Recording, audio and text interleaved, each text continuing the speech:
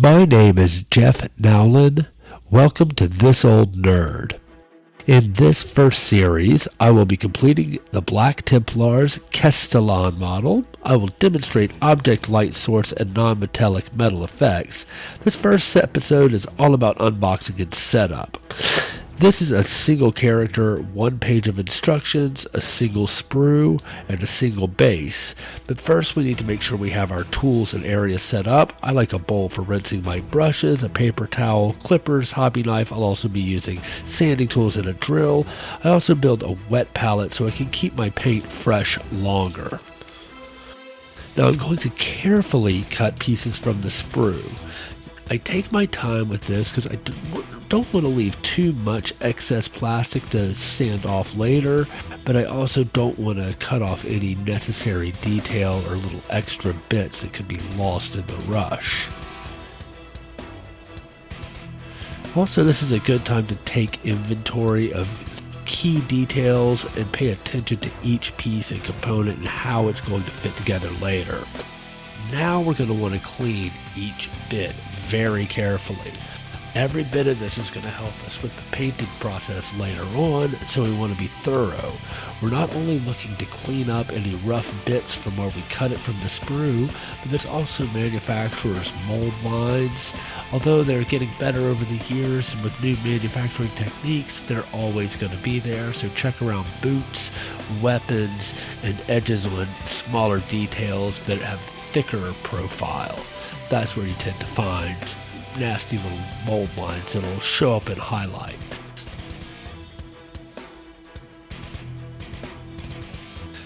Now that we have an inventory of all of our parts, it's time to put in two coats of Abaddon Black. We put in two thin watery coats of Abaddon Black to build up a base without losing detail, and it also gives us something that will build a saturation layer for later on for building up colors with our reflections and our metallic pieces later on. I'm doing all sides of all pieces before we start gluing. I'm also going to note that there's a bunch of detail here, so I don't want to glue it together right away as tempting as it is, because I want to make sure I get those talbards painted from the inside. Don't do it. Speaking of, we're going to put a light coat on just to get a little bit of a base and see where our low lights and highlights are, and then we're going to start with our base color. Again, thin, making sure it's a saturated effect. As we put the wash on, it starts to look more cloth-like. We're also going to do the inside, because see how it flips out on the edge there. When the model is completed, you'll actually be able to see inside part of that cloak, so we don't want to lose that detail. I'm going to get a little bit darker as I get more saturation on the paint. I'm going to start really filling in and paying attention to where the darker areas are. Same with the inside of this one. Now on the front, we want to be careful not to get too much paint on the metal bits. We're going to be doing a non-metallic effect and also some object sourcing, so we don't want to have to paint over any unnecessary layers. A little bit of detail work, and now we're going to edge brush the lighter highlight color. Now we're starting to get that cloth effect. Now, this is really just the base layer at this point. We're only doing this now, so that when we come back later, we'll have all of this detail waiting to be brought out again.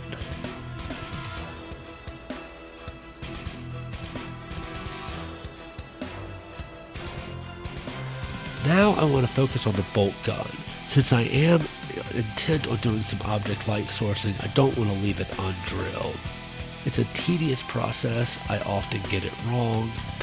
I wish you the best of luck. But when we're doing this kind of detail, nothing beats the real thing in terms of dimension.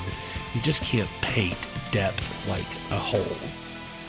So I use the escape holes, the breathing apparatus from the side of the chamber to kind of guide my drill through, and then carefully, I don't need it to go all the way back. There's no mechanism there. There's nothing coming out of there. I just need a little bit of space. In the next episode, I'm going to be showing the white undercoating for my object light sourcing. We're going to be putting the initial glue on. So join me for the next episode of This Old Nerd.